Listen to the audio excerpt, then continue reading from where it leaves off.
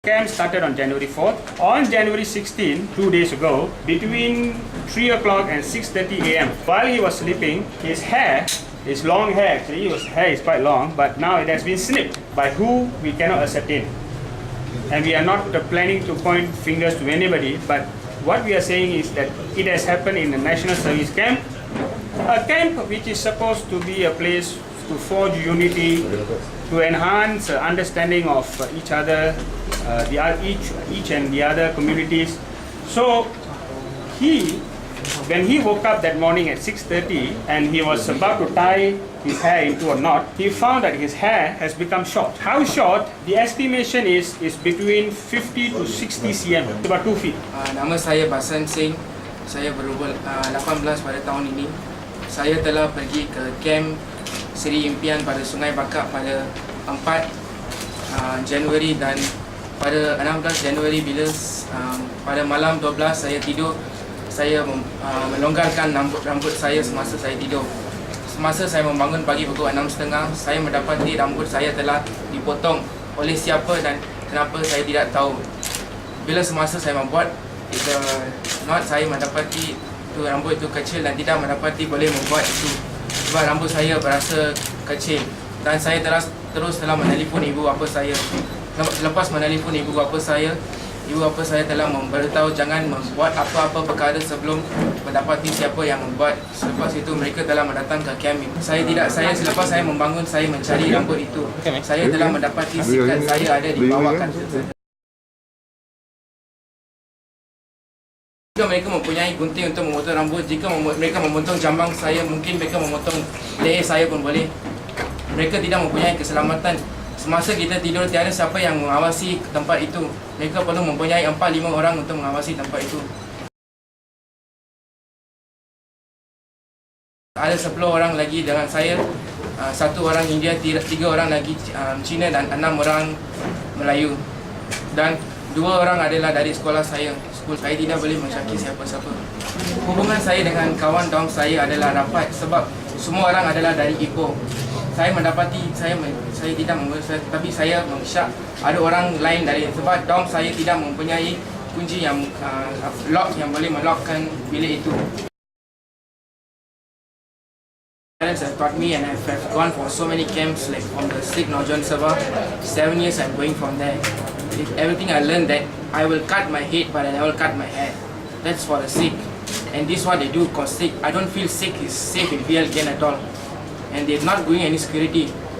The teachers will just come at night, 12 o'clock, make sure the lights off. Whether the students is doing inside anything, smoking, doing and taking drugs, they won't do anything. Sebab semasa saya membuka rambut saya, mereka, kawan-kawan saya dalam dorm saya, mereka pun menangis bila tengok. Bukan saja Cina, India tapi Melayu juga mereka menangis.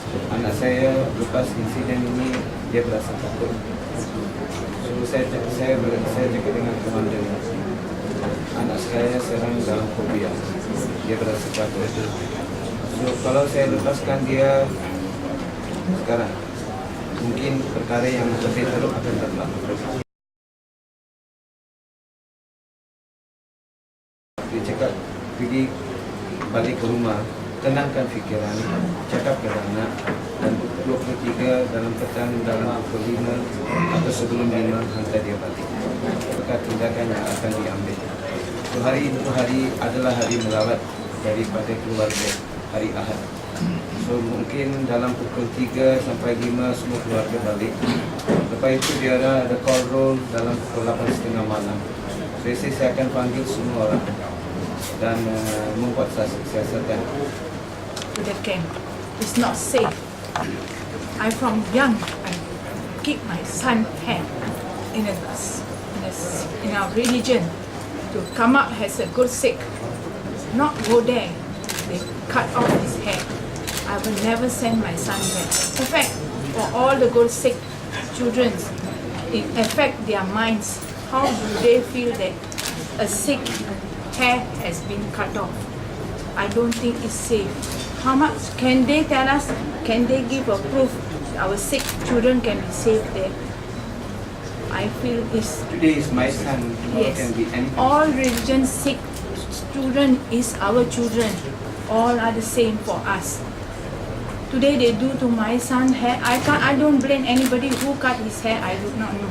But a camp there is a responsibility person to be there. We send our children there to take care. Their duty is to see at the children whether they are taken care or not by cutting their hair. That is wrong. Our guru, our religion don't show us this. He was being there very nice. He says very nice there until they cut his hair. So I feel my son is not safe there. They can do anything. In fact, I thought I say for all our good sake, should be safe there. If I find it is not safe, I rather prefer all our good sake. Children shouldn't be going. I'm a mother of his who been give birth to him from young until the age of 18. His hair, I've been combing and I've been taking care of his hair. Today I see my son hair is like that. I am a mother who cannot take this tolerance.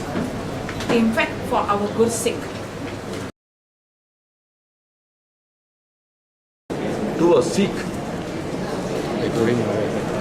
this is the biggest transgression can be inflicted on a Sikh. It's the biggest taboo to a Sikh to cut his hair. Any violation of this will result on the person having to take baptism again. So it's such a big taboo to the Sikh. The Sikh Code of Conduct very specifically stated that a Sikh cannot cut his hair. Is part of the, shall I say, is being enforced by the Gurdwara Council, is being looked into by the Gurdwara Council, is one of the aims of the Gurdwara Council to ensure that the Sikhs are told and they do not transgress or do not cut their hairs. National service is there to keep big values, to promote unity, but this occurring in the national service is something we do not understand. You see, Article 11 of the Federal Constitution gives freedom to every Malaysian to practice their faith freely. But such freedom will be meaningless if such acts take place. We understand a police report has been lodged, and we, the Gurdwara Council, also represent the Sikh community. We call on the police and the government to carry out a thorough check and try to locate the persons responsible for it. We also understand that the security is lack at the national service, but we understand only that only one guard is present at night. So this definitely the security situation is not good. We have asked the Ministry of Education, the Education Department to send out circulars, but to date we know that no circulars have been sent out on this matter. You see, when the issue arises, we tackle ad hoc. That's not enough.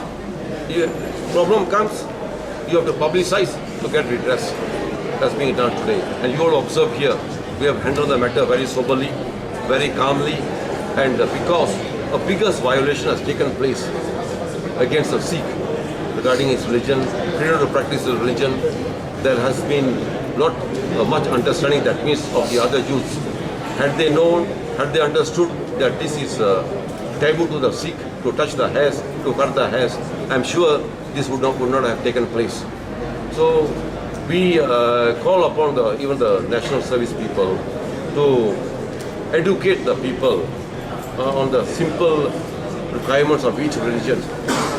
For me, this should also be done in the schools where people know what the basic requirements of each religion is. This is not practicing the religion, just informing the basic tenets of each religion so that the other person will know about it. So, bearing this in mind and bearing in mind that the Sikh Code of Conduct, Sikh Code of Conventions clearly prohibits cutting of the hair, this is a very serious violation of the Sikh faith, and therefore, in conclusion, I would call on the National Service Department or the government service to ensure a proper investigation carried out in a transparent manner, and the persons who may be responsible are brought to the fore. In fact, to me, some penal code offences have been committed by the people. That's definitely assault on the person. You don't have to physically touch him, but the penal code, the police must look into that matter also. The turban and unshorn hair is part and parcel of a Sikh. It's not an option. It is not an option. Violate this principle. It touches upon the very soul of our religion, of our teachings. So, in the olden days, to cut the hair was tantamount to cut off the head. To cut off the head. So we take it very seriously. This particular incident where the religion is being touched upon. Religion is being touched upon. So we request the government, no doubt we support the national service, but adequate precautions must be taken.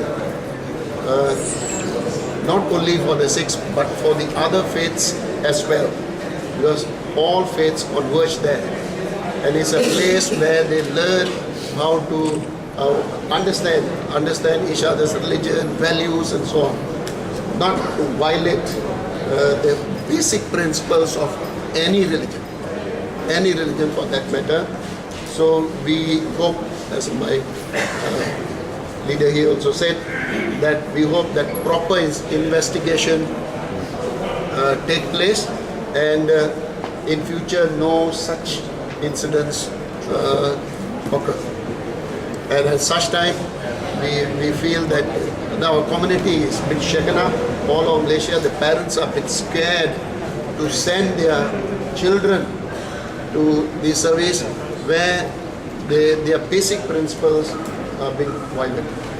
So we request upon the authorities concerned to look into these things seriously.